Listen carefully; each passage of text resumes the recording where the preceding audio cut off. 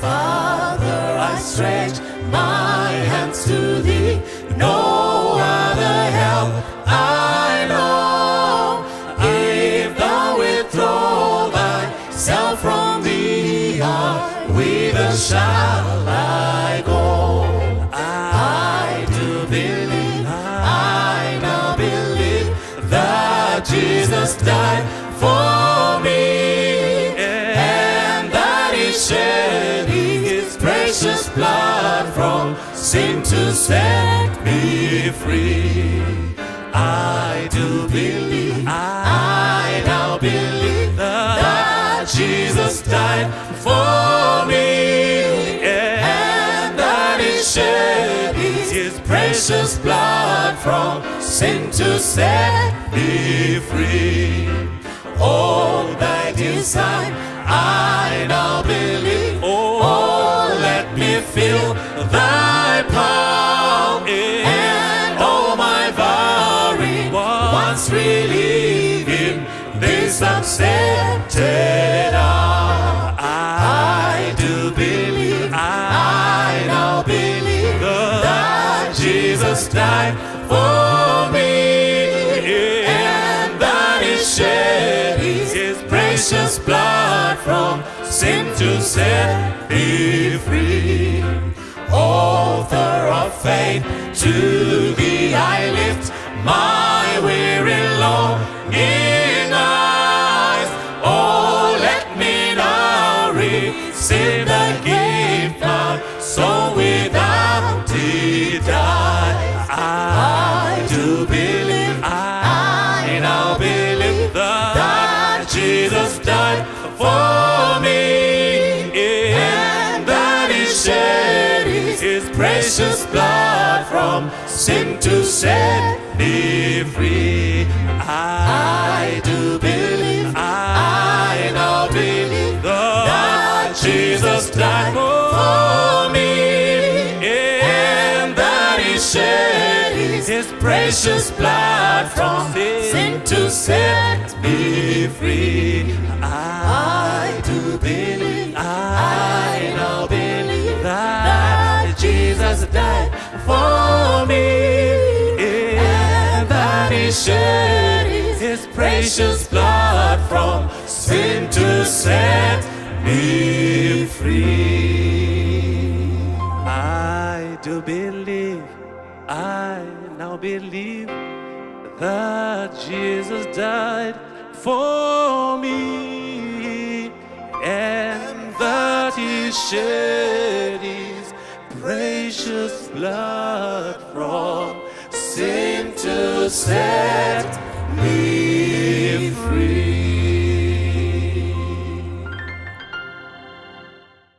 Kazwai vana vaMwari, toda kutenda nenguwa yatapiwa.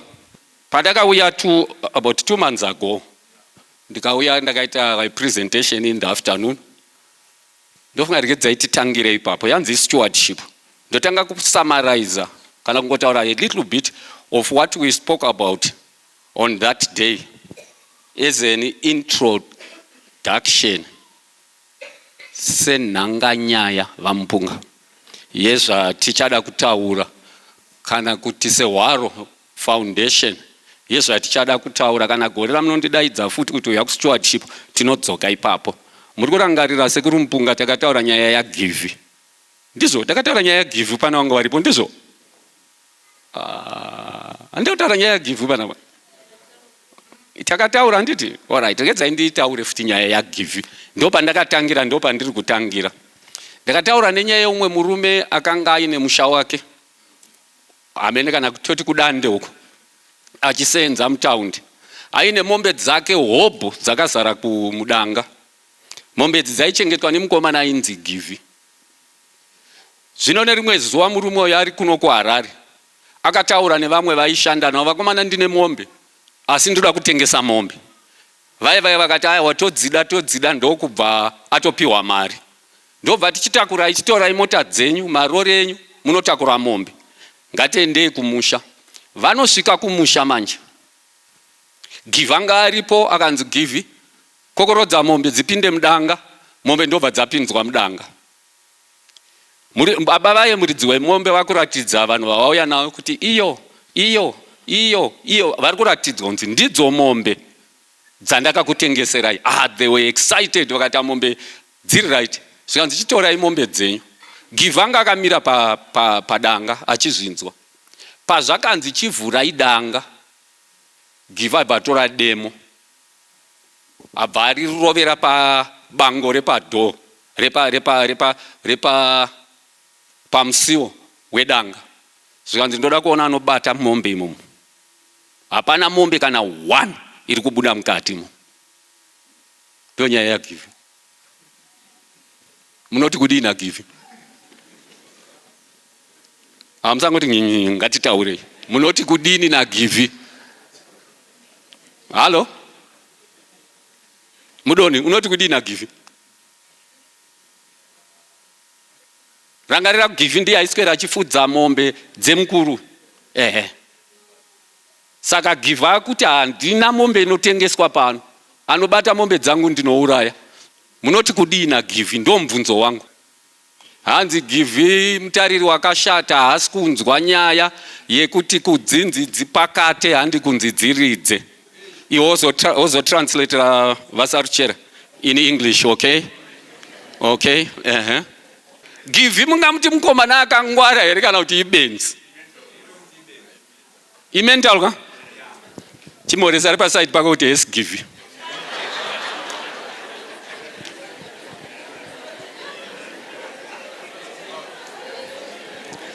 Ngatimoresana yana Givi tose timoresane. Tererai why ndiri kuti tiri ana Givi. Mapisarema 24 verse 1 inoti nyika yose ndeya Jehovha nekuzara kwayo, nevageremo hanzi ndevangu. Saka what do you own? What do I own? Mapisarema 50 verse ya 10 munorizi yakafamous kusvika pa12 hanzi nekuti mhuka dzose dziri mudondo ndedzangu, nemombe pamakomo ane chiuru chamazana. Ndinoziva shiri dzose dzomumakomo, mhuka dzose dziri musango ndedzangu. Kana dai ndaive nenzara handaizoudza iwewe, nekuti nyika ndeyangu nezvese zvizeremo ndezvangu. Saka when God comes and says ndipo zvangu, give unobva wati Mwari batai mune zvandokuita ine demo. Muripo here? Ndakataura zvenyaya yemwana tiri kumba, we have 3 daughters zvino vese vakura. Rimwe gore ndokubva tavati iwe unorara murumu iwe yako bedroom iwe bedroom. Saka ndiri kufamba hangwanda ndisinganyanyi kusvika kumabedroom evasikana. Saka ndasvika ndiri kungopfuura ndobva ndaona pakaiswa chibepa chakakura so chakanyorwa kunzi no unauthorized entry. No one is allowed in this room. Hamusi kunzwa imi. Handisi kuzotaura zita rake because mungamona munozomubvunza. Saka ndangoti pa3 ivavo kune vanhu vaziva. Zvikanzi hapana anobvumidzwa kupinda murooms ishi. Ndeyangu. Ndobva ndati kuna mai vacho tabhanwa. But zvatabhanwa manje munhu ngaatore room yakaenda nayo. Iroom iri mumba medu yatamupa yatabhanwa. Mwari vakupa mari yavo iwewe wakuvaudza kuti hamuna 10% yenyu moro give kwazisana ifiti ana give ndatopedza ndogona kutongodzokera. Hakuna chauinacho, hakuna chatiinacho. Mukatarisa zvose zvatinorambira nazvo ndezvaMwari. Even upenyu hwacho kana uchida kuona kuti Mwari vanogona kukuratidza kuti hauzi wako. Handapa kutaurwa kunzi nevageremo Vakorinde vekutanga chapter ya 6:17 inobva yataura kuti hamuzivi here kuti miri itemberi yemwe yamutsvene. Hanzi makatengwa imi nemutengo unodhura, hamuzi wenyu, muri vangu. NdiMwari vanotaura. Kana uchida kuziva kuti Mwari ndiye muridzika, vanongodzikisa mweya waunofema. Havabvisi mweya muatmosphere, vanodzikisa kunge vari kudzikisa volume pauriwo. Unoona wakutanga kuti unoita yataiti kumbare vhala mweya vachidzikisawo volume yemweya nekuti ndo muridzi wako. Ivo ndipo vanongoti no, I don't have time. Moro give. Ndo patakaita ipapapo. Ndo kubva tachiti isusu God has given us everything in trust to look after, but God is good. Hatiti manager nekuti manager unomanager uchisiya zvekubasa uinazo kumba. Kana uri manager kwa Robros utori chingwa uchiuye nacho unotokumbira kana utotengeserwa. But God says kana ndakupa in trust you can also use, as long as uchiziva. Don't confuse ownership and stewardship. I am still the owner, but I've given you the privilege to use. But ndokuudza kuti kana kashandisire kacho izvo unogona kutora izvo hautori. Pana vanhu vanochengeta huku dzemazai pana. Vakomana vemba huku dzemazai vaye amene vamunochengeta huku dzenyu. Munotowakaundira kuti ndiri kuziva kuti dziri kukandira 200 saka dzinokandira 20% hadzikandira saka ndoda 160 saka I'm expecting 5 crates ne10 mazai. Zvafamba sei kuti kwabuda 4? Mwari vanongoti alright pa 160 mazai auri kuwana ndipe 16. Mamwe wacho zvawaita nazvo it's okay. Iwo bva wati handisi kuda. Neako wacho Mwari handisi kukupa nekuti huku dzacho ndedzako ndorutenga chikafu chacho but handikupi. Ita zvaunoda. What a challenge. Ndosaka Mwari vachiti will a man rob God? Irobhari. Haima robhari amuzimi. Robhari yakasiyana netheft. Robha nethief wakasiyana nimozviziva. Thief ndiye anouya makarara. Wekuti mukati pana daro anotiza robha auya makarara. Kana akasvika makarara anokumutsai. Akasvika makarara anotokumutsai kuti mukai. Ndauya. Apedza nemi robha anozoti torai muchiunza. Rimwe zuva pano makamboita accident kudhara tichigara somewhere. Ndobva ndanzi kuGlenora. Ndokwaitira accident kuma 1 AM. Ndobva ndabuda nemudzimai wake vaive neighbor. Ndofunga na Mike here ndobva taenda ku police station kwe. Atakanoita pakaita accident. Zvikanzi tasvikapo tikaona pasisina zvikanzi zvinhu zvavo zvatorwa zvaendeswa kuGlenora police station. Tipinda police station kuma 1:30 AM. Takasvika tikaona mine commotion. vanhu vandanga ndinavo vakati tarasika musi police station, ndikati ndo police station iyo. Ndo vatasvika ndobva tamira pakaunda. Apa panga paine vanhu, panga yakareba kaunda yacho, panga paine vanhu vanga vakamira apa. Paine vamwe vanga vari kuseri kwekaunda. Muchinda anga akamira apa anga akatsungira bhachi muchiuno. Indakatoona kuti something is wrong here. Saka aita akati gare achipopota somuchinda akamira uko kuseri kuno kusina vasungwa, achipopotera vari kuseri kwa achiti kuita here uko akomana, kuita here uko. Obva abvisa bhachi riya oti kuita here uko. Anga asina kana kai, anga akangopfeka sheti chete akamonera bhachi. Saka ndobva ndati kumupurisa, chii chiri kuitika muno? Zvikanzi mukuru uyu arobwa bhurugwa nevakomana vari kuseri. Imi munofunga kuti akabviswa bhurugwa achiti bvisai. Aitorwisa akaribata, ndisiyai bhurugwa rangu, vachiri bvisa. Ndo zvauri kuita Mwari izvozvo kana usingamudzorere zvake. Ndo robhari iyoyo. Kuti itapwewo nezvandokuita Mwari. Chii chatakapiwa naMwari? Zvakawanda. Zvaimbonzi munozvigrupa into 4 groups, 4 T's. But zvino ati one day ndichakupai mine kukasika. T wekutanga. T. Ndokupai ari ma-T kuti musakanganwe. T wekutanga, talent, chipo, has been given to us in trust. And also let me tell you something. Did you know that beauty is also a talent which must not be misused? Usafunga kuti tiri kutaura iwe wega. Munhu wese, as far as I know, munhu wese akanaka. Itsoona kuti vamwe vakanaka zvatisingafariri, but munhu wese akaita sei zvake? Right. Saka the first thing is talent. Talent. Second, temple. Takapiwa temple. It says kuti tive ma-stewards. Ndiye T wechi2. Temple yacho ine zvinhu 3.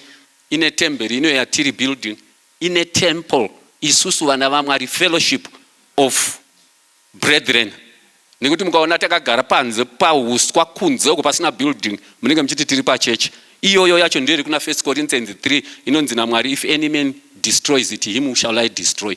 Anyone not destroy a unity yevana vaMwari, God will destroy. Zvekuitirana makuhwa chakuti tatsa bhutsu dzavo dzakapfeka dzimwe dzemwana wechikoro, school girl, idzodzo anzi naMwari, I will destroy you. The third temple is this one. Handitya? Right, umwe T anoreva time. Time. Hapana ane time. Ana mapisare ma 31, I think it must be verse 5. David achitaura anoti my time is in your hands. Nguva yese iri mumaoko maMwari. No one knows what is going to happen in the next minute. Saka we must be good stewards of time. The fourth one is treasury. We must be good stewards of treasury. Treasury chi, everything that you own. Chese chawinacho chawakapiwa naMwari, which includes mari. Ndo panozobva nyaya yetithe. Everything that you own chino classify under T. You must be a good steward. Fifth one, terrain, the environment. Ema haidiwi daitaita basa redu. Kutsvagirwa ema kumaraini kwenyu vanotouya iwe uri musavadha. Unotorasawo marara pasina gomba. Sure. Marara ekumba kwenyu uri kurasira papi? Handi muri kungonodurura kuti havasi kukorekta visito Harare, uri kungonokorekta, uri kungonodurura panzapo. You are a bad steward. Unosvika kuprazi unoona vanhu vachitema miti anzi tiri kuita huni. I always wonder, muti munoziva kuti unoita 200 years kuti uzosvika pamusoro apa, unoutemerei? Enda unotema bazi chete. Wosiya wakamira. After 2 years bazi rimwe rinenge rapo. Why do you cut the whole tree? Bad stewards. Nditi wechingani? Vamwe wacho muchiri kuwada vamwe wacho here? Umwe wacho ndi testimony. Oh, that one is ndeya ndakanchida kuti ndiite but andichaita. Steward of testimony, of reputation, of influence. You must, ndiwo kainotaurwa naPauro kaya, kunzi tarirai tiri tsamba dzakanyorwa. Kuti vanhu vativerenge, what are people reading on you? Reputation yako yakamira sei?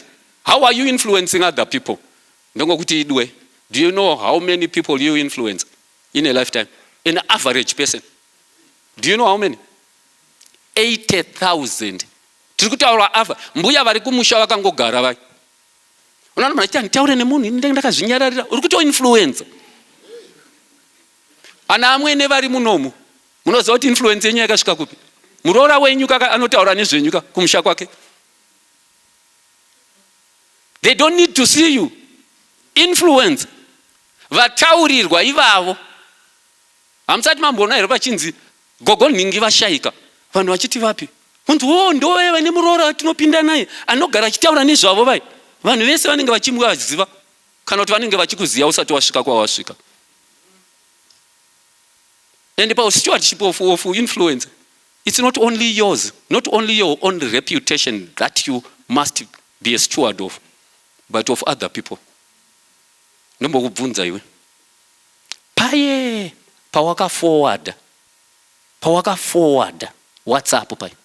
Yawaka forward ichiti ninga ita chakati. Wangoa ine proof nazwe.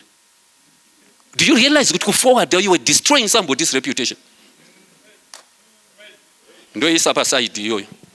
Umwe ti awe chingani wanje. 7. The steward of tribe. Tribe, TRIBE. Yevanhu vekumba kwenyu nevanhu vose.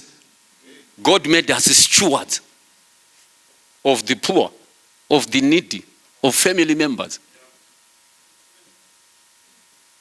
Umwe ti wekupedzisira. Stewards of the truth. His word. Pana akambona ngirozi rechibururuka so icho chitaurira vanhu so kuti ndoda kukuudzai kuti upenyu unofamba so izvo zvinofamba so. No. He made us stewards of the truth. Especially this church. You can explain what the sanctuary is. And no one else can. Makanyara. You know the health message. Mwari vakatisa ma stewards of his word. Iye zvinokwa mafamba munonzwa vanhu vari kumonyorora chokwadi, vari kumonyorora shoko raMwari. And what are we doing about it? Basa redu ndere kukriticize kuti zvavari kuita izvo zviri wrong. Regedzai ndikudzai I'm a banker. We never teach people anything about counterfeit notes. No. Hativadzidzise fake notes. Tinovadzidzisa about the genuine note. I will never stand up and preach about a false prophet. Never. No preach about a true prophet. So that when the false come, you know who the true is. But isusu we concentrate chechi yo inde kunyepa vanonyepa vanozodai ko chokwadi chacho vadii kuchitaura iwewe vanhu vaziye kuti ayo manyepo. What are we doing about the truth? Ndiye ti wacho. Saka maana kuti zvakawanda ka. Saka nhasi nguva yangu yatopera. Iye zvinotaka kuita sermon yanhasi ndakupa background kuti pandichadzoka ndinongotanga ndichienda. Ndogona kuti iye nhasi ndoda kutaura nenyaya yetribe. Imi muri kuziva kuti tribe iri kubva papi. Zvaitaka? Ngatiende kubhuku raJeremiah. Ndo pataka kutanga maridzo yedu yanhasi. Jeremiah chapter 35. Jeremiah 35 verse ndeya 1. Verse 1. Bible rinoti shoko rakasvika kuna Jeremiah richibva kuna Jehovha namazuva aJoakimu mwanakomana waJosiah mambo waJudha richiti. Verse 2. Enda kuimba yavaRekabu utaure navo, uye navo mumba maJehovha mune imwe kamuri, uvape waini vamwe. Verse 6. Asi ivo vakati hatingatongonwi waini nekuti Johanadhabhu mwanakomana waRekabu baba vedu vakatirayira vachiti regai kumwa waini imi nevanakomana venyu nekusingaperi. Mwari wakomborere kuverengwa kwezwi ravo. Ngatinamatei.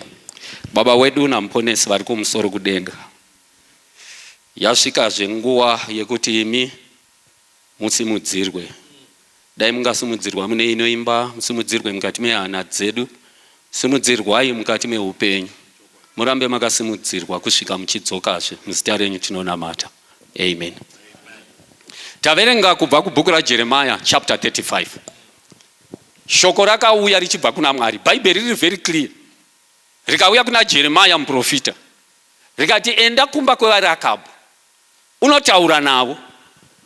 Ukanga wataura navo uye navo kuchechi. Usaperere ikoko, uya navo kuchechi. Wovapinza mune imwe kamuri. Into a room by the church. Vasaruchera, you understand what I'm saying?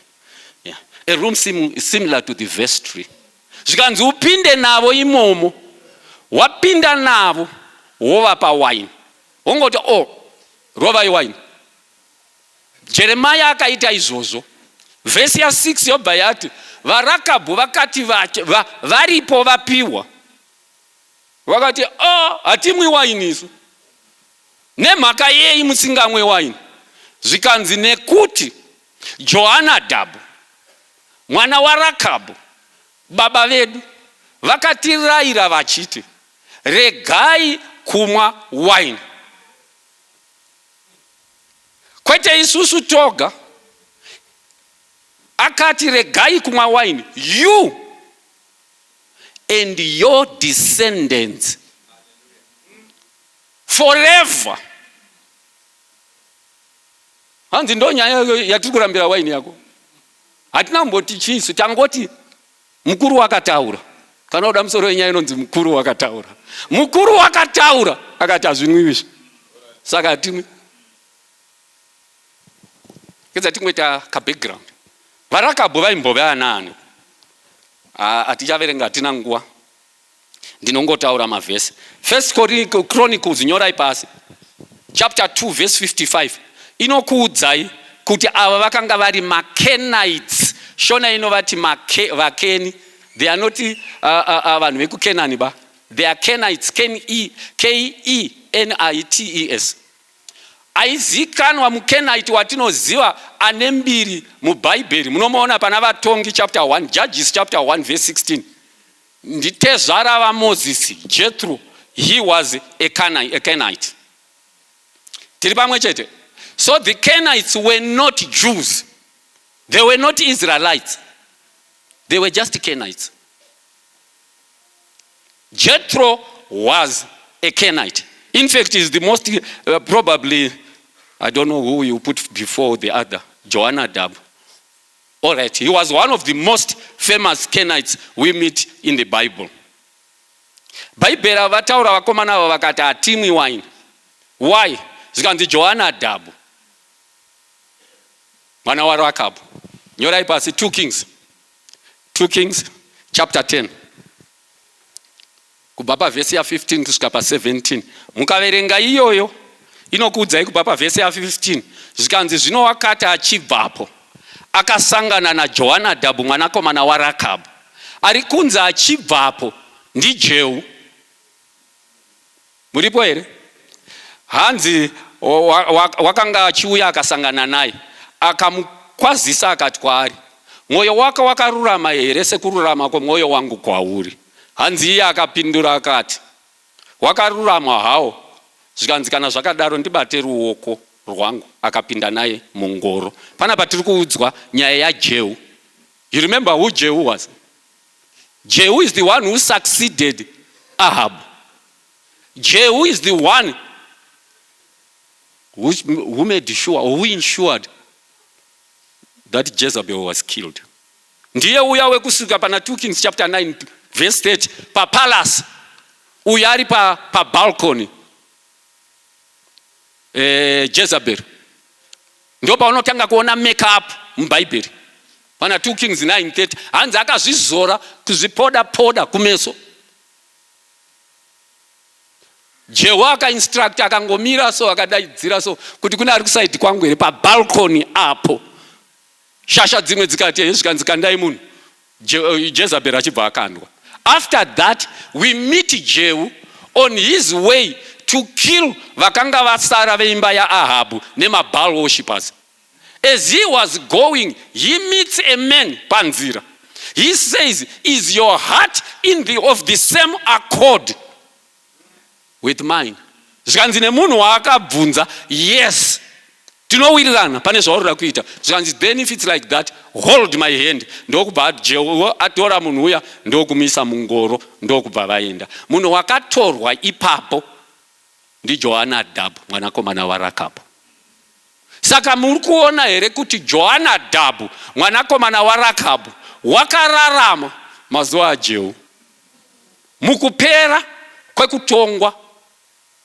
kwekutonga kweumambo hwaAhabhu. Uyo akanga ako Johanadhabhu. Right. Verse.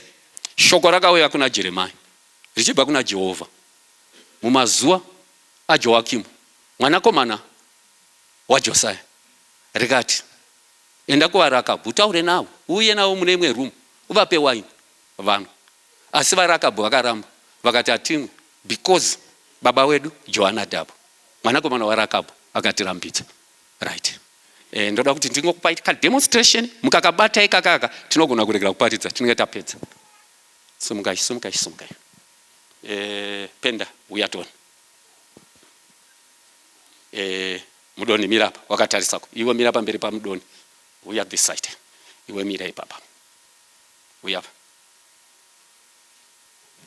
Bhaibheri rati shoko raJehovha rakauya kuna Jeremiah. Rini rakauya papi shoko raJehovha? Uyu ndiye Jeremiah. Apiwa shoko rekuti ataure kwamuri imi vaRakabhu. Aripiwa rini? Aripiwa mumazuva aJoakimu uyu mwanakomana waJosia mambo waJudha. Ndinemere? Ndiani uyu ari kurarama mazuva? Ndobva rapiwa kwamuri vaRakabhu. VaRakabhu ndokubva mati hatidi, hatimwe. Mukati why? Mukati maningi ndawa ndeuyu Johanadhabhu mwanakomana waRakabhu baba vedu uyu ndiye akatirambidza. Akararama rini uyu? Mumazuva aJehu. Ndodzokeredza zvabatwa, ngatitange. Uyu ndiani? Imimi ndimani? Mumazuva imi ndokubva maramba mukati takarambidzwa na nani? Na Johanadhabhu akararama mumazuva. Right.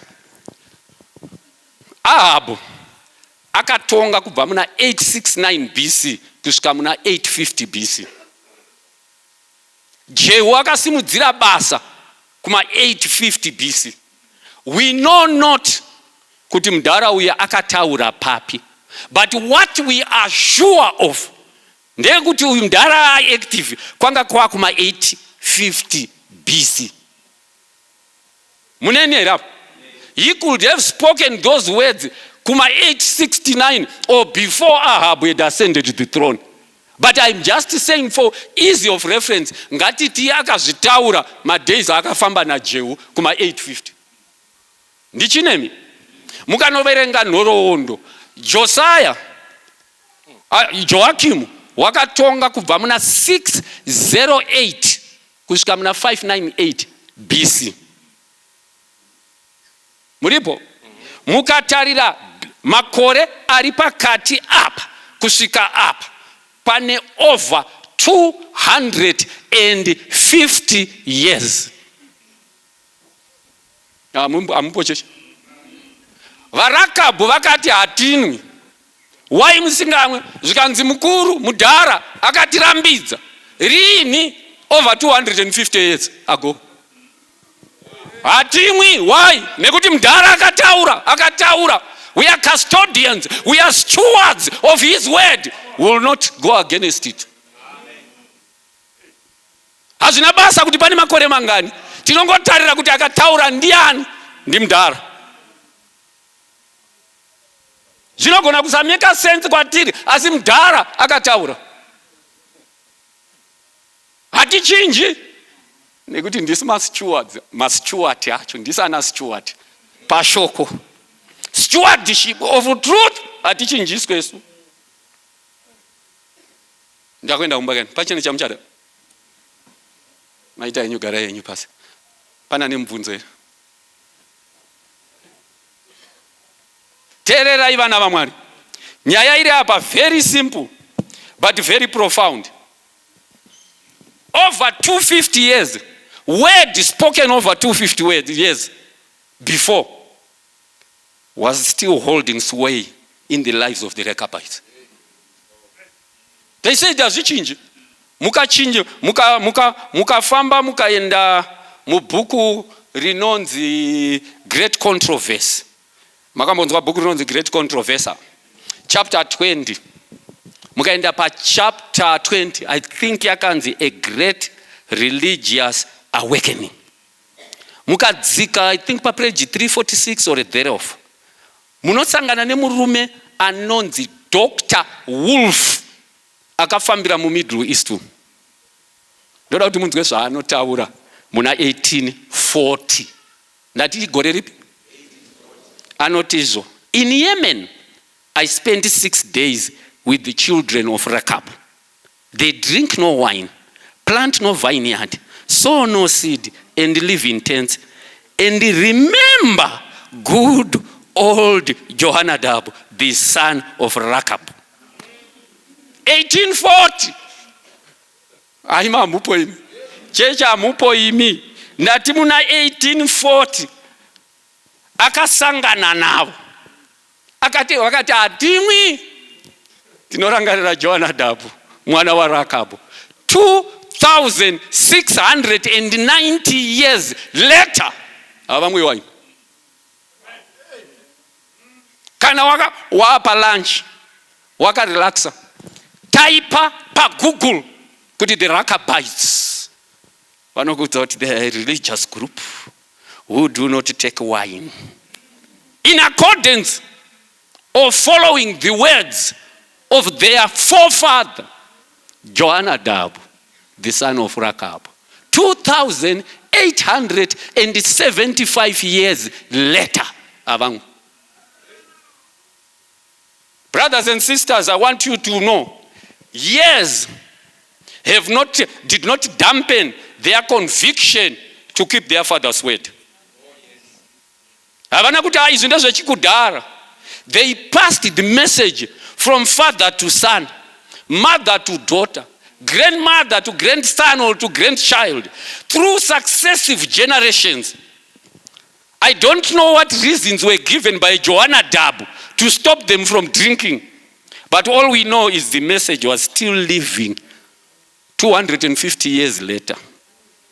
Kana kuti Mudhara yakambenga amwa wine akavira mugomba, kana kuti akanga adini, nobody knows. Chatinoziya ndechekuti akataura kamwe chete vakamunzwa.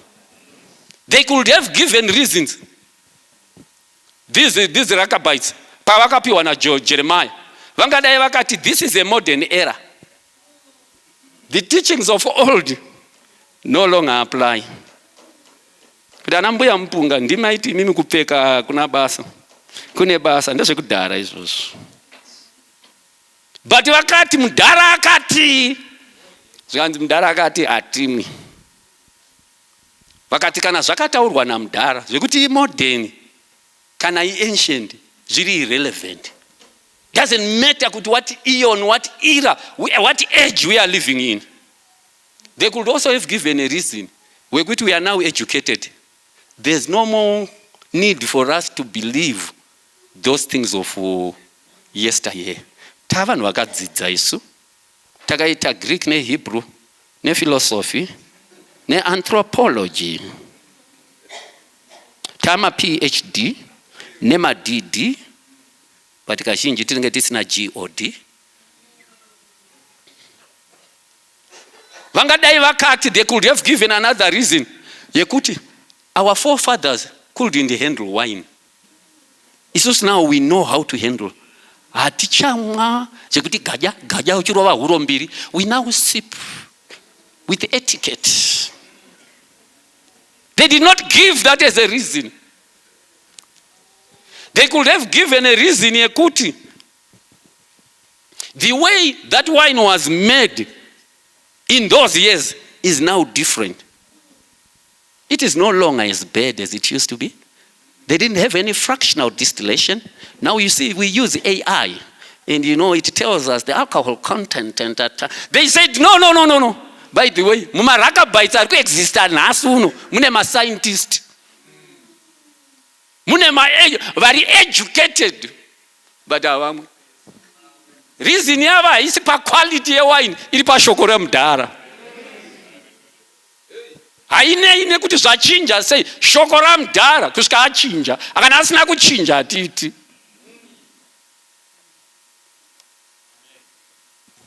Inzwai vana vaMwari, if you continue reading this, mukaenda pana Jeremiah 35 ipapo. Pana Jeremiah 35 ipapo. Tikanoverenga, I think verse 13. Akuiverenga nechirungu. Inzwai.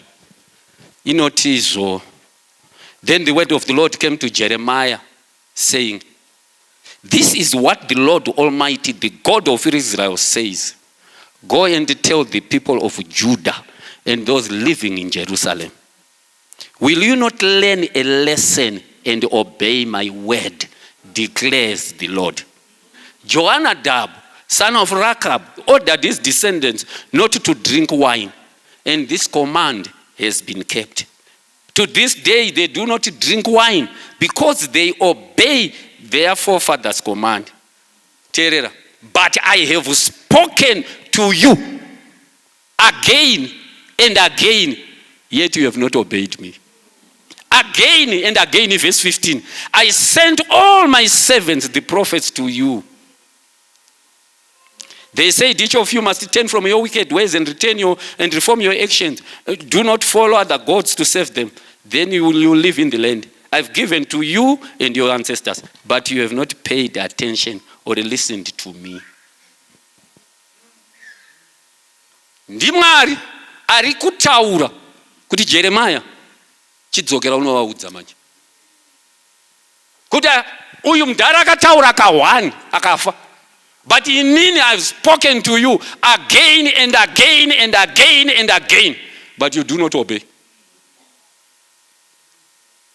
Ndakutumirai vaparidzi, ndakutumirai maprophets, ndakuendesai kuma camp meetings, ndakuendesai kuma stewardship days. Again and again I've spoken, but I'm terror.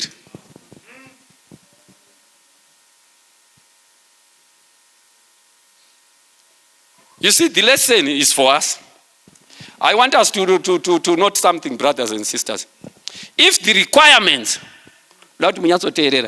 of a good and wise father who took the best and most effectual means to secure his posterity against the evils of intemperance were worth of strict obedience, surely God's authority should be held in as much or even greater reverence as he is holier than men.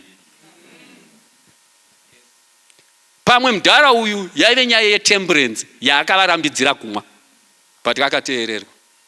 But munoziva here kuti Mwari mukuru kuna Jonadab. Hamusi kunditeerera. Ndati manga muchizviziva here ndauya kuzokuudzai kuti Mwari mukuru pana Jonadab. Mwari ndiye ari kutoita jealous kuti zvavo baba avo kunyangwe vakafa vakateererwa, but inini musiki nemupi weupenyu vana vangu havanditeereri.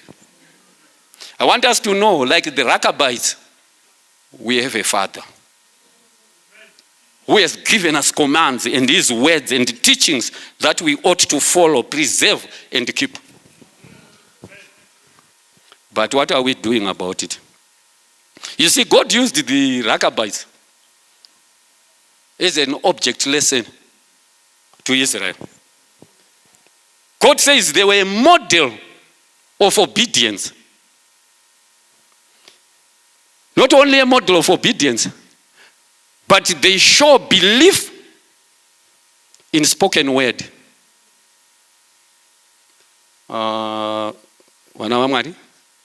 These listened to the words of men, But Israel and Judah did not listen to God. Manga muchiziva here kuti it's very easy for us to listen and obey the words of people instead of words zaMwari.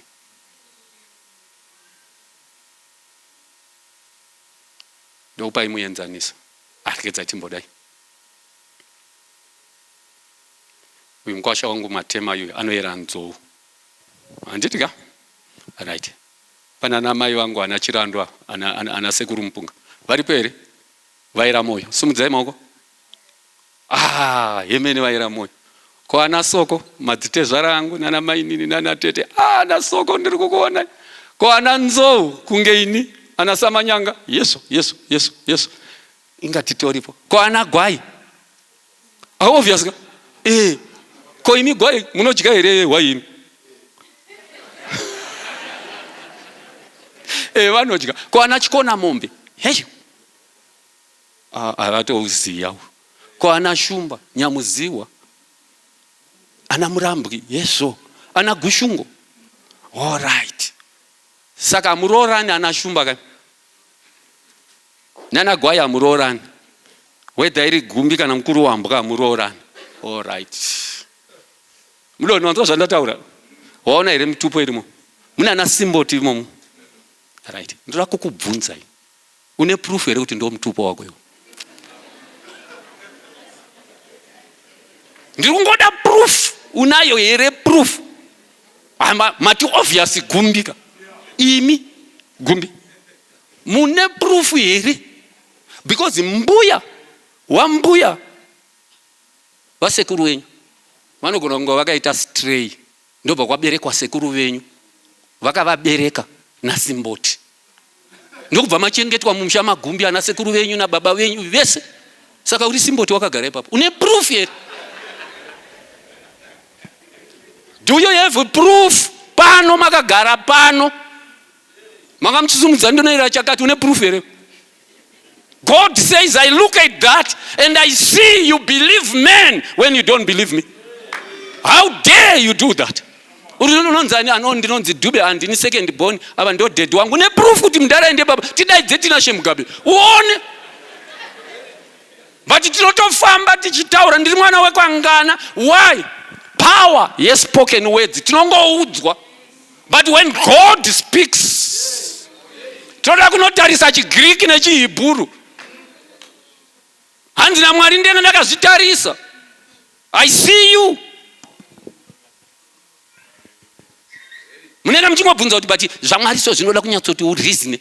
Kumba ukamboreasona here wakagara mudhara namai variko chimbonoreasona navo vari alive. Kuti but daddy imi munopfeka size 7 vana vese pampara vanopfeka 7 ini ndine ndinopfeka size 12. Mama, do you have anything to tell me? And I will not verify. zvaMwari ndo zvaunoda kuverify. And I know my avanzwa, you can't do that to your parent. But munhu akasika parent yako, you can do it to him. Hanzi na Mwari, I want you to look at the Rechabites. These my Rechabites, they didn't question. But vanhu vangu masavada, greatest debaters of the word. Kwete kuri debate kuti tiende kudenga, but kuri debate to disprove it. Tena takagara pa class yeSabbath school afternoon lesson. Haisi yakuti tiedify ndakambogara ndiri munyowa ni muchechi pabva pakuitwa nyaya yomwe mukuru akanga achidzidzisa mudoni. Madays awangori mpana, madays mndara ari kumfakosi. Ndichangobva kumfakosi. Around that time. Ndakagara ndandisandatombinzwa. I wasn't even a church member. Ndandaperekedza mukadzi kuchechi. Saka ndaenda ndakamutakurira mwana. Saka pane madays andaizoneta kudzokera ndakatakura. Saka ndozongoti tozonge ndakawana. Mamwe ndaienda naye makuseni. Ndodzokera kumba ndomutora pa lunch ndomudzorera. Ndodzoka pano pambo wazonzwa kuti zvarwadza wozogara muchechi. Saka daily ndakagara muchechi. Andichaziya ndofana ndane kamotikari ipapo. Ndobva kwakuitiswa nyaya health reform. Umwe mukuru achibhatizano raMwari nderekuti tidye tibve as much as possible from flesh, tigoenda ku vegetables, grains, nuts, fruits, achirova umwe mudhara akasumuka akaita kuweja nekona nehasha, nekuti akamira ega paidonha nehasha, akasimuka so akati ndemubvunzo, before you proceed, I want you to explain. Abraham akaurayira ngirozi, imwe yacho ngirozi aitove Jesu, chimhuru changa chine makumbo ekeroti nemusoro wekabichi. I want to know.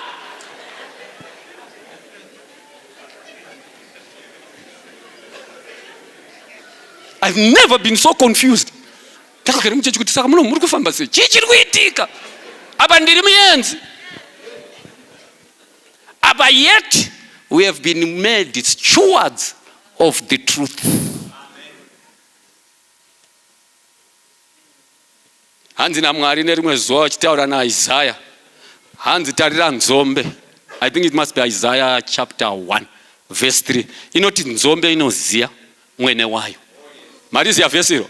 Nembongolo, mubheme, dongi rinoziya chidyiro charo. Asi Israeli haizivi. Vanhu vangu do not understand. Zvikanzi naJeremiah chapter 8 maiziya verse 7. Hanzi nokuti zimudo, the stock bed here, riri mudenga shura murove, rinoziva knows her appointed seasons. Hanzi njiva nenyenga nekondo dzinorangarira nguva yekuuya kwadzo. Asi vanhu vangu, they do not know the requirements of the Lord. Akomana vakundwe nekondo. Ye inoba mahovhorotsi, inoba majazi, muneziya kondo inoba zvese kumusha, ichinova kazidenderera kadai. Ukaona washaya t-shirt enda kudenderera kondo, ndokwaanenge akaichengeta ikoko. Hana Mwari kondo ari beta. Pana erida wandoziva, pane muyouth wandinoziva, maidhoka avo vanokundwa nenjiva. And my people don't know. Inzwai vana vaMwari. Ndoda kuti mutarire zvakaitwa naJeremiah. Akaita zvaakatumwa. Varakabva vaiziva kuti Jeremiah ndiani? Yes, they knew he was a prophet of God. Paakavati endei kumba kwaMwari, vakaziva kuti vari kupinda muchechi yaMwari. Did they know it? Yes, they knew. Vapinzwa muchechi yaMwari, ndokubva aisa hari dzewine zvikanzi imwai. Inzwai, they were not hesitant in their response. They didn't sound compromising, but they spoke in an unequivocal manner.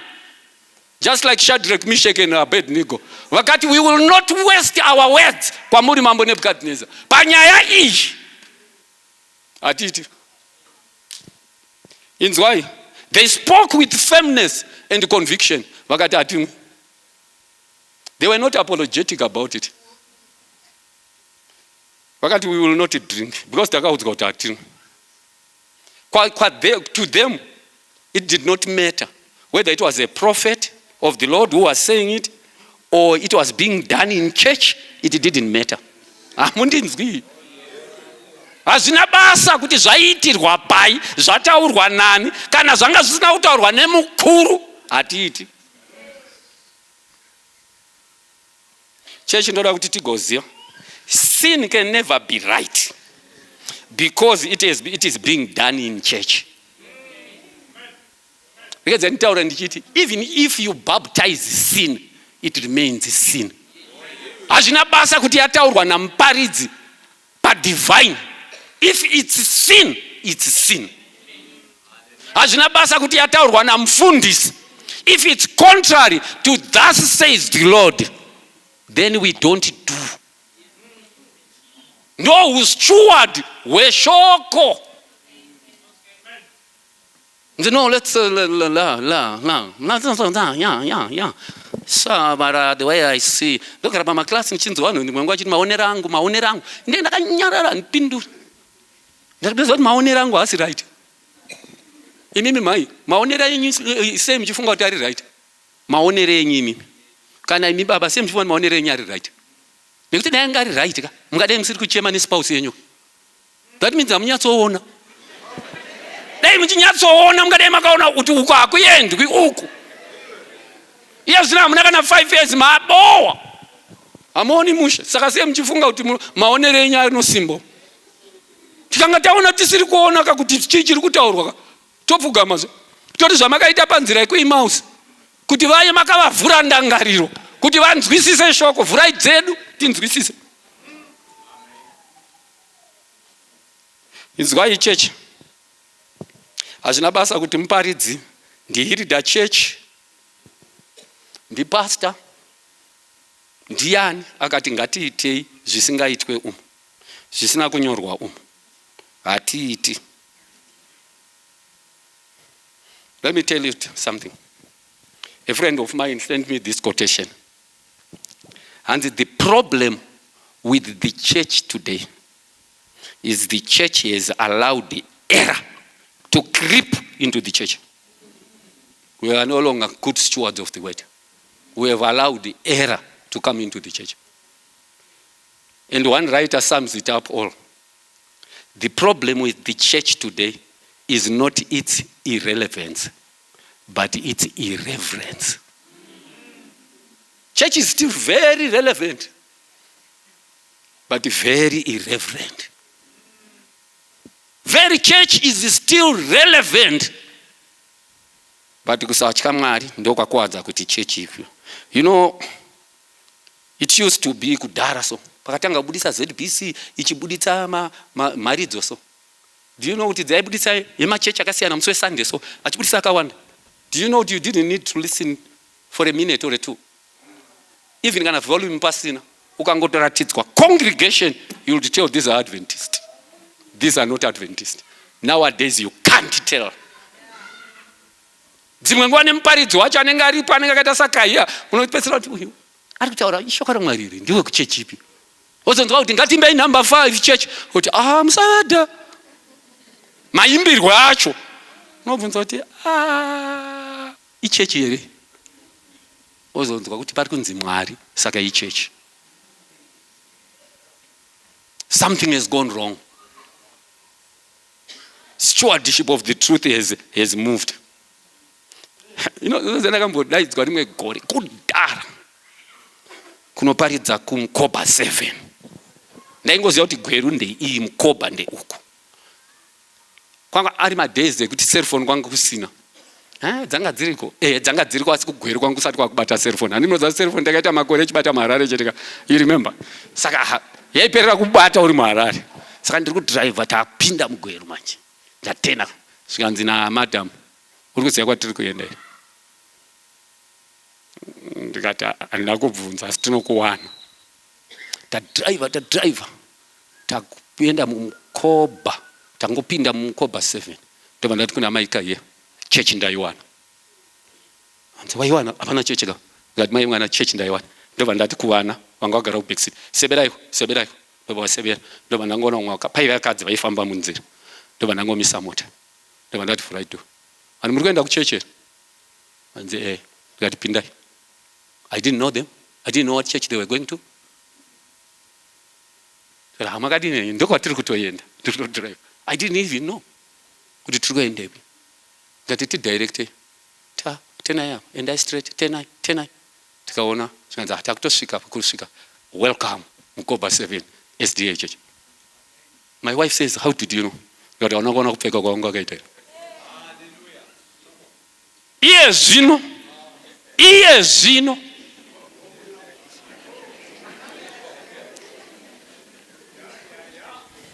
munoziva mazuva aisungwa vakadzi vemustreet vaya vachinzi vakaonekwa vari kusungwa for loitering. You remember? Vamwe vana vedu nemadzimai vedu nehanzvadzi dzangu vakangofamba iko kumaAvenue kwa vachitoenda kwavari kuenda kumunamato weWednesday. Unosungwa here kana kuti unosiyiwa uchipfuura kana kuti unotonza suspect huya ozoti no inini ndazendakabata mabhuku nze uda kunyebedzera kuti uda kuparidzira maclients no ndini treasure. Zvoreva kuti patadzwa stewardship ipapo. Rekedza ndingopatsimbidzira pana handina kurota but ndofunga ndandakamuka usiku ndavhunduka so nenyaya yedressing. Muzukuru unoziva painzi naMwari kupfeka kwenyu ngakutsige pai muBhaibheri kuna Timothy kuya. Unokuziva na 1 Peter chapter 3 achinzi mana mai pfekai zviri modesti. Mapaziya imi munoziva kuti vanhu vaive vaipfeka here? Vanhu vaive vaipfeka miguguru yaisvika umu ichisvika umu. Iyoyo yacho yainzi imwe yacho iri imodesti. Manyatso panzwisisa. Vanga vasingapfeke mini unzwa mudoni. Vese vaipfeka muguguru, but yaitonzi naMwari miguguru iyoyo imwe yacho haisi modesti. Wati manje wakupfeka inosvika umu. Ndapedza. Handichakomenta futi nyaya yedressing, handichataura futi. Ndambofunga kuti ndiri kurota, but ndazoona kuti ndisingaroti. Kuti kudhara kwangu kusina, during Bible time, kwanga kusina hembe inosvika umu. Yaisvikako asi iyoyo yacho. Imi manini checheka. Unoziva kuti unovhiringidzwa so. Unoona muparidzi achirova akatarisa so. Last week ndaiparidza kucamp meeting. Ndakamborova mamwe mavhesi ndakatarisa mudenga so. Because vana mai vanga vakagara. Kuti what's wrong mai iyo? Imwe time ndadaidzwa kune imwe women's ministries. Ndairova ndakatarisa mundiri muchechi. Imwe yandanga ndadaidzwa. Ndakatarira mudenga. Pasi pasingatarika pakagarwa first bench namai. Mai vandanga ndinawo vari kunoko vari pulpit manager. Ndo vakaona kuti something is wrong. Vakangosimuka vakabata jira. Havana chavakataura, vakangosvika vachibva vamuvhara makumbo. Vachibva vadzoka. Takuchitarisa muvanhu manje tichifamba zvakanaka. Imi chechi imi. Sure. Inouya kuzoimbisa wakadai. Kuita butwa reDMB, reDerimens, reDairy Board. Unenge uchingonamata wakagara mucongregation kuti Mwari ngaasadonedza chimuti icho kani, ngaasachidonedza. Nekuti akachidonedza akada kunhonga kusvika tihiva pasi tiri mucheche, Mwari ngaarambe akabata muti.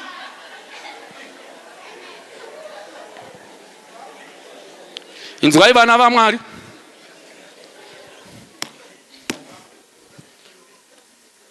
Hanzi naMwari, the Rechabites were good stewards of their father's truth. Isusu, we must be good stewards. It's embarrassing kuti tinoita masemina ekunzi tidzore chegumi kana tiri ma-stewards of the word. We don't need all those things. Tikadai tiri kurova ma-last day events, tisiri kutaura nyaya dzetaita, tisiri kutaura nyaya dzekuchengeta Sabata. Idzodzo dzinodhiliwa nadzo pabaptismal class. Tikaita good stewards of this word. Couples meeting ndeyekuti ongoti nhai vakomana toita sei kuti tirambe tichinakirwa kwete ikutonga nyaya. Chechi muripo here. There will be no delinquent child. Nekuti mwana wese anenge ari good steward kudza baba namai. Achizvionawo. Pangadai pasina kana fight pakati pana baba nanamai. Nekuti anamai vaiziva pako pekumira, zvisei pasi pevarume venyu chaivo. Vana baba vaizivawo pekumira, ida mukadzi wako saKristu akada sangano. Hapana fight. Chiri kukonzera, we are bad stewards of the word. Pangadai pasingaitwa announcement yekuti dzokai masikati. Nekuti Sabadai 24 hours. Kana taronga program taronga. Kana tawirirana kuti this afternoon endai munoispenda nema families. Tawirirana. Pane pandakaona muBhayibheri kuna Leviticus mabasa ngabatwe mazuva matanhatu. Rechinomwe iungano tsvene. Vamwe vachipaverenga vari kufunga kuti iungano yaanoita ari mumagumbeze kuita hipiso masikati eSabata. It's a holy convocation, holy assembly. Inzwai vana vaMwari. Years should not dim these truths.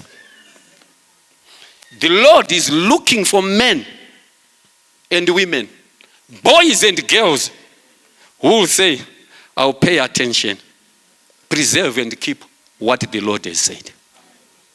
People who will say, I will pay attention to the way I dress because God has spoken about it. People who will say, I will not cohabitate with a boy or a girlfriend before marriage. People who will say, I will obey my parents because God said it. People who will say, I will watch what I eat because God said it.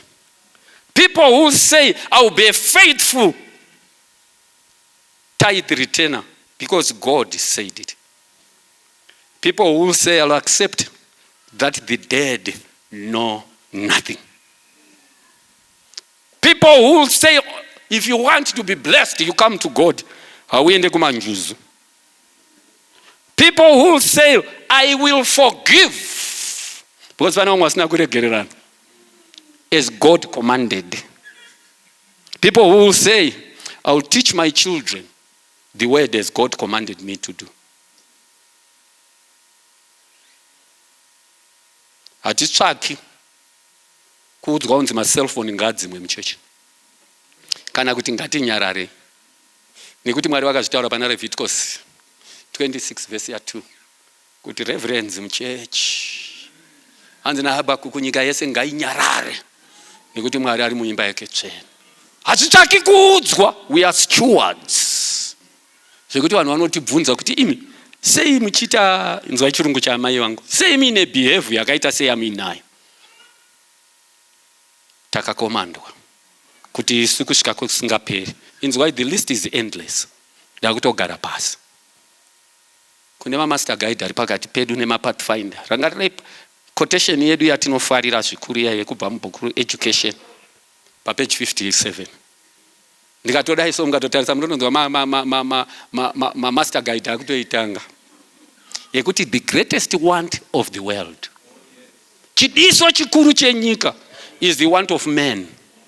Men who will not be bought or sold. Men who in their innermost souls are true and honest. Men who do not fear to call sin by its right name. Men whose conscience is as true to duty as the needle to the pole. Men who stand for right, though the heavens fall. Ndo vanhu vari kudiwa naMwari, ndo vanonzi true stewards of the word. Ngedzai kumba. Hanzi naMwari, nekuti Rechabites akanditeerera. Mukanoratidza, I think it should be the last two verses, 18 and 19, and Jeremiah 35. Hanzi nekuti vakanditeerera, the Rechabites will never be removed from the earth. Ende munoverenga. Ndosaka varipo nanhasi to remind you kuti shoko rinoteererwa. Hanzi naMwari kana zviite sei aizvitaura kuna Jeremiah kusvika nanhasi. Googler yato religion the Rechabites. Ukavabvunza, what do you believe in? Vanokuudza, makazvitorepi? Takapiwa naMandara. Mukuru kana ataura, iva mutariro wakanaka weshoko. Isaite nharo naMwari. Mumwe chete anoti pane chandanzwa. Mwari ndoda kuita a steward, a good steward of your word. Kana uripo ndokumbira usimuke takutopinda pakunamata. Notenda hedu satanamata. Mwari aiti chinhu asati azivisa vanhu vake. Nyaya yedressing tinongokumbira kuti tese zvakataurwa naMwari. Musi watadza Adamu naEvha, chakatanga kuita kuti vazive kuti vatadza, vakaona vakashama. Saka anoshamisa vanhu ndi Satani. Mwari akatozomhanya emergency rapid response kupfekedza vanhu. Saka as we draw closer to the second coming of Jesus, Satan achaita business rokushamisa vanhu. Vamwe vacho tinovaona zvedipo pano, temberi yakanaka zvakadai yaMwari. Mwari wokudenga atikomborere. Mazvita munhu waMwari tichada kuti tinamate, tichitenda Mwari neshoko rakanaka zvakadai. Iwewe unozvinamatisa mumwoyo mako. Mwari akukomborerei. Mwari akuitire zvakanaka. Muzita raBaba, reMwanakomana neMweya Mutsvene, tine mufaro unofashamira nokuti Mwari makataura nemurandarume wenyu Amos, mukati hamuiti chinhu panyika inoi musati mazivisa vanhu venyu through your prophets. Mazita enyu Mwari matitumira murandarume wenyu Elder Kahiya. Matuma neshoko vakataura truth to power. Nokuti nguva yapera. Nature inoziva nguva. Kusarangeti National Game Park. Ngongoni zvima wild beast zviriko zvinoziva nguva yekumigrata. Asi vanhu venyu vanotobhadhara mari kundoona nature inoziva nguva, ivo vasingazivi nguva. Mwari wenyasha, Mwari werugare, tinokutendai nemurandarume wenyu wamatuma neshoko renguva yekupedzisira yakadai. Shoko risingamhanyisi ropa, asi shoko rinoita kuti mabhonzo arovane, pfungwa dzidzame, tizvinzvere kuti ndini here naishe. Mwari, ndini here naishe. Venyika ino madziteteguru yedu vakasiya vataura kuti usafa wakasvika pa next door, usafa wakasvika paguva rangu. Nanhasi vanhu havasviki, asi miJehovha mukataura hatitereri. Tinonzwa mwoyo yedu kurwadza nekuputsika kuti Mwari, nyika yaminama, nyika yasunama, yakunanga kumawere, yakunanga kune yatinoti cosmic suicide. Itirai nyasha vatana vachiona nyika yadai, vakatarisa kamunamatiro kataiita kare kuti Mwari haana kuchinja, saka Mwari wachinja here 2025. Batsirai vana, kupfeka kwevana hakufadzimi Mwari, kugerwa misoro kwevana hakufadzimi Mwari, kufamba nestepi dzinoita vana, nekupfeka kumwe kunoita even vakadzi vakuru nevarume vakuru vanorembedza matrauzi kusvika mumabvi. Mwari, itirai nyasha Mandara chechi musati mabuda kunze kweMandara. Chechi yenyu yakadediketwa kuti vanhu venyu vanofanira kuponeswa vari muchechi muno. Yakadediketwa kuti ngirozi dzenyu dzinofanira kufamba, vanhu vakapinda muno ngavapore, mweya mutsvene ugare munomu. Sunungurai vanhu venyu Mwari. Hatitozvide Mwari zvokupfeka mamini ekuti tinonzi hezvo. Ingari yokuti ndisatani kutouya kuchechi kuda kuponeswa Mwari. Hapana munhu anouya kuchechi achida kusaponeswa. Asi Mwari, tipei simba. Simba rinobva pachigaro chenyu chemutsa. Ngirozi dzenyu maserafins pana chapter 6 yaIsaya dzaifukidzira utsvene hwenyu neumwari hwenyu, tsoka nemusoro. Mwari, tibvisirei mweya yetsvina mukati menguva yatinorarama. Vanhu venyu vamwe havarari Mwari, vanongobidirika vachishaya hope. Mwari, tibvisirei mweya yetsvina. Vamwe vanoshungurudzwa nevana vavakabereka, vamwe vana vanoshungurudzwa nevabereki mazuva ekupedzisira akadai. Asi chinondifadza Mwari, kuuya kuchechi kutsvaka kusunungurwa nekuponeswa nemi. Ipai vanhu happiness yavanofanira kuva nayo tsuri isati yarira. Vanhu venyu vakaremerwa Mwari, vana baba nana mai, vakomana nevasikana, mamwe mamarriages akangorembera Mwari mumazuva ano ekupedzisira. Baba vari kuda zvenyika, mai vanoda zvokukunamatai. Sunungurai mamarriages akadaro. Mai vanoda zvenyika, baba vari kuda kukunamatai. Sunungurai confusion mudzimba. Mwari, tiri muchechino yamakadediketa. Sunungurai vanhu venyu Mwari. Tendai nemessage yamaunza through murandarume wenyu. Chibva kukembi meeting takakunamatai. Vanhu venyu vakanamata, pindurai munamato yavakanamata Mwari. Vamwe vakachema, vamwe vakazvinyima zvekudya, vamwe vainamata vari paseri pedombo iro, vamwe vainamata vari paseri pegwenziro, vamwe vainamata vari muloni yemujachati. Mwari, tevererai, tumai ngirozi yenyu. Vanhu venyu vamwe vari pano vanooyewa mari chaidzo. Tumai debt collector isingapotsi, ngirozi inobva kudenga. Vanhu venyu vapiwe mari dzavo, zvegumi nezvipo zviuye, nokuti ndimi makataura. Mwari, komborerai shirikadzi samakatisiyira, nenherera dziri pakati pedu. Komborerai vatana vari pakati pedu vanosimbisa ungano iyo ino. Tinoona wisdom kana tichivacherechedza. Tokutendai Mwari nekuimbira kwakanaka nekunamata.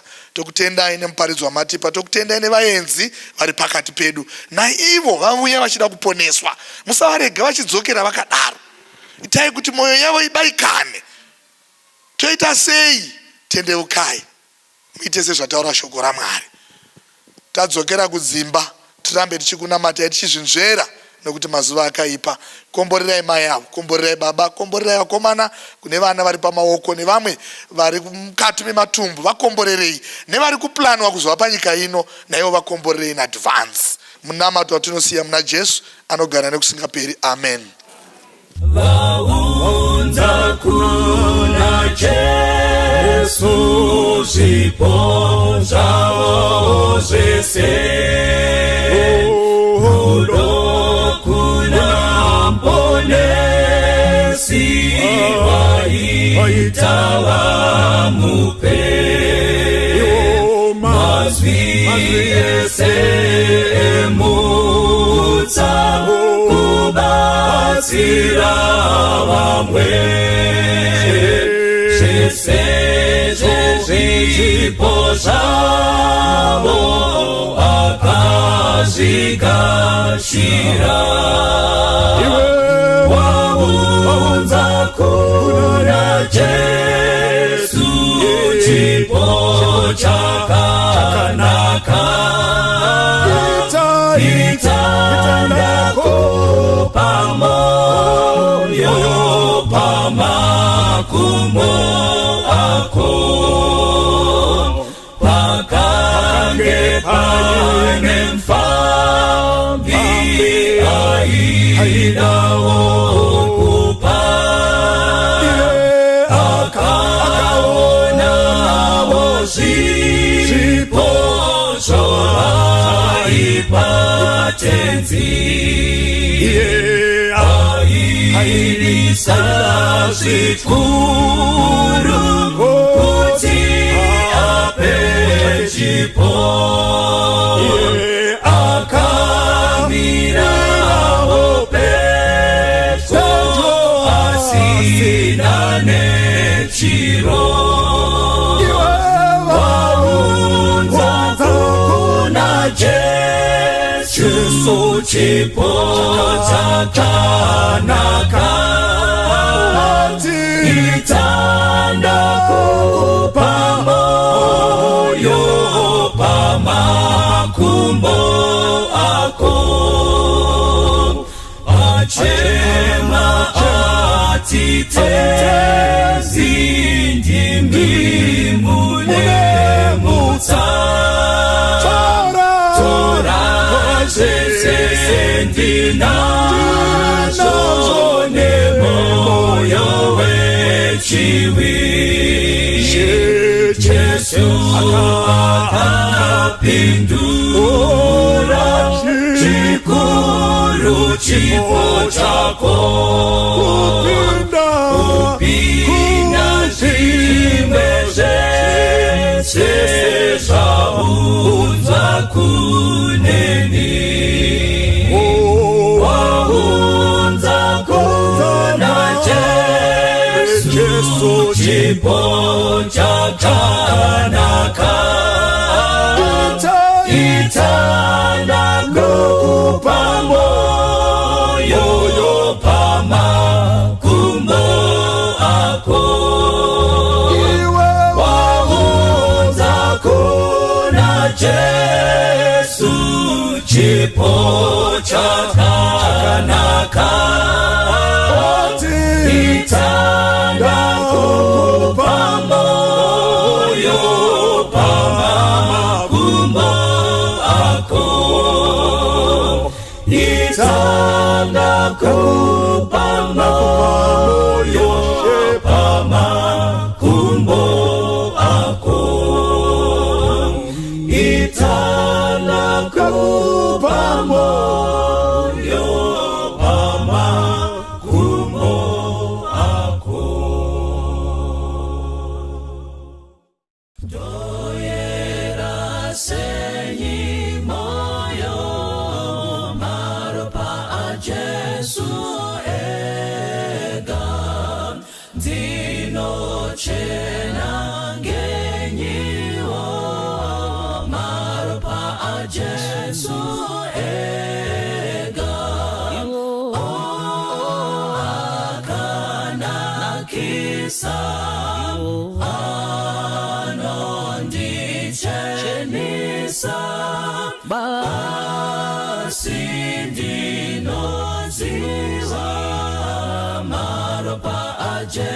Jesu ega Dino sunungulwa di Maropa Jesu ega Dino aona basi Maropa Jesu ega Akana kisa Anondichenisa Basindino Ziwa Maropa Jesu ega Hakuna chimwe chiro Maropa Jesu ega